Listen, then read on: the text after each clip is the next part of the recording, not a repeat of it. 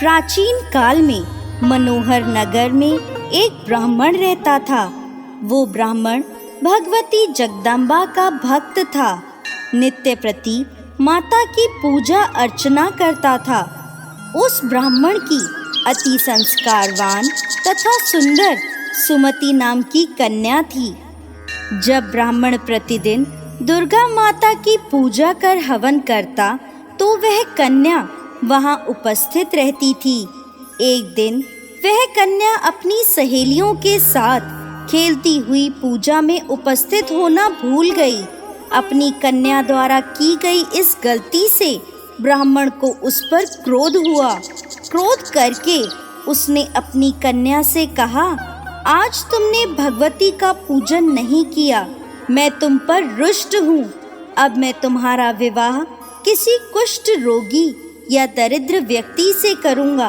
पिता द्वारा कहे गए इन शब्दों से सुमति आहत हो गई और अपने पिता से बोली, मैं आपकी कन्या हूँ, हर तरह से मैं आपके अधीन हूँ।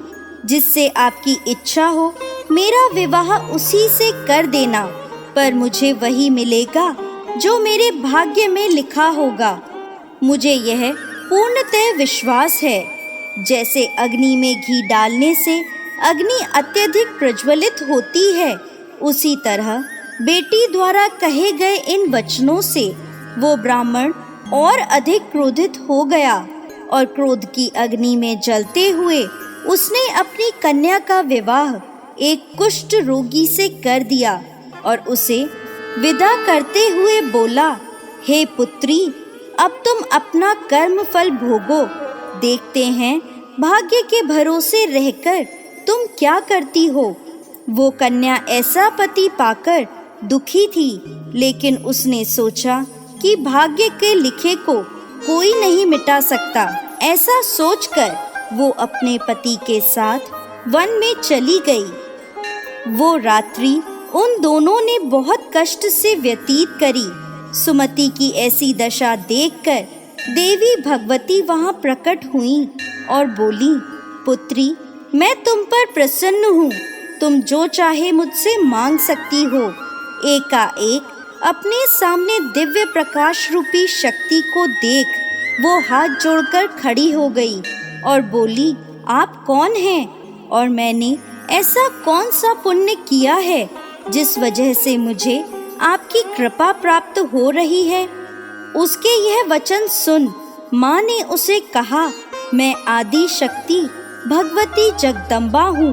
मैं तुझ पर तेरे पूर्व जन्म के पुण्य के प्रभाव से प्रसन्न हूँ। तू जो चाहे मुझसे मांग ले।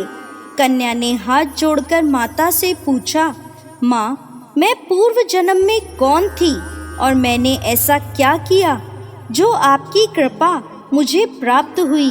माता रानी बोली, सुनो, पूर्व जन्म में तुम एक निषाद अर्थात भील की स्त्री थी। तुम अति पतिव्रता और मुझ में आस्था रखने वाली थी।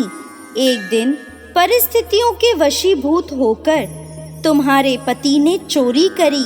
चोरी करने से राजा के सैनिक उसके साथ साथ तुम्हें भी ले गए और ले जाकर कारागृह में डाल दिया। वहां तुम दोनों 9 दिनों तक रहे। वहां ना तुमने भोजन किया ना जल ग्रहण किया। वो समय मेरे नवरात्रों का था और तुम पूरे 9 दिनों तक मेरी आराधना करती रहीं।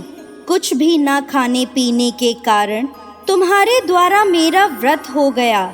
उस समय तुमसे जो व्रत हुआ उसके प्रभाव से प्रसन्न होकर मैं तुम्हें मनवांछित फल प्राप्त करने का आशीर्वाद देती हूँ।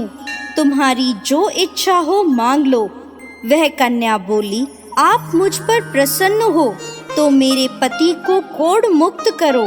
ऐसा सुनकर माता बोली, तथास्तु। तब उसके पति का शरीर भगवती की कृपा से कुष्ठ रोग से रहित होकर अति कांतिवान हो गया। अपने पति की मनोहर काया देखकर वो माँ भगवती की स्तुति करने लगी। हे माँ, आपने मेरा उद्धार किया है।